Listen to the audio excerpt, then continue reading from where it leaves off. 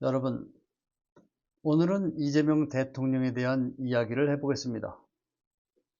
우선 먼저 경기지사 후보인 추미애 후보의 글입니다.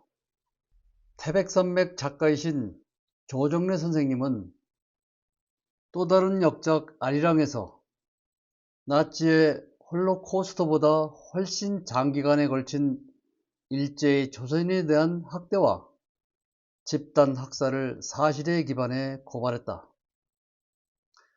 선생은 나치의 홀로코스트는 알려고 하고 감동하면서 정작 우리 민족이 겪은 더 극심하고 훨씬 수가 많은 긴 세월의 반인륜적 피해에 대해서 무관심하고 무지했다며 개탄했다. 일제의 전시체제에서 위안부와 같은 반인륜적 학대와 만행, 탄광 또는 군수기지에서 감금, 학살, 생매장뿐만 아니라 화학 생체 실험, 관동 대지진 학살을 겪은 민족이다. 과거 만행을 부정하는 일본을 상대로 우리의 인권 회복 노력에 국제적 관심을 환기시키기 위해서라도 제네바 협정 위반 행위 같은 국제 인도법적 주장은 목소리를 내는 것이 필요하다고 본다. 아무리 이스라엘이라 하더라도 민간인을 상대로 무차별 살상을 저지르는 데 대해 인권적 차원에서 잘못하는 것이라는 메시지를 보낸 이재명 대통령을 적극 지지한다. 여러분, 저는 이래서 이재명 대통령이 참 좋습니다. 우리가 아는 정치인 이재명은 차갑고 치밀한 행정가일지도 모릅니다. 하지만 최근 이스라엘을 향한 그의 목소리에서는 전혀 다른 온도가 느껴집니다. 그것은 계산된 외교 언어가 아니라 타인의 고통을 내 것으로 느끼는 뜨거운 측은지심이었습니다. 오늘 우리는 이재명이라는 한 인간의 내면을 깊이 들여다보고자 합니다. 이재명 대통령은 이스라엘의 군사작전을 보며 우리 역사의 가장 아픈 구석인 위안부 문제를 꺼내들었습니다.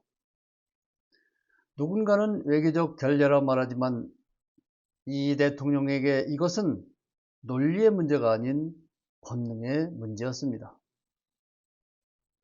소년공 시절 겪었던 배고픔과 차별, 그 삶의 흉터들이 이스라엘 군합발에 짓밟히는 팔레스타인 아이들의 눈물과 공명한 것입니다.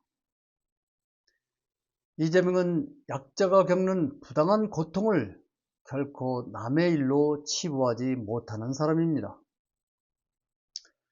제가 그동안 누군가를 비판하고 비난하는 시간을 가졌지만 이제는 잠시 멈추고 이재명 대통령을 조명해 보도록 하겠습니다. 이재명 대통령이 보여준 용기는 강대국의 눈치를 보는 비겁함을 거부한 정의로운 분노였습니다.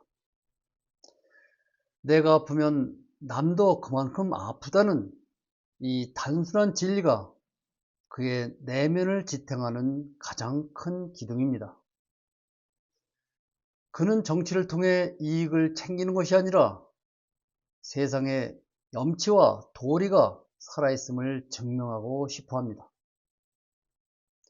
폭력은 또 다른 폭력을 부르고 증오는 결국 공멸을 가져올 뿐입니다. 이재명 대통령은 이 비극적인 연쇄고리를 끊어내야 한다는 확신을 가지고 있습니다.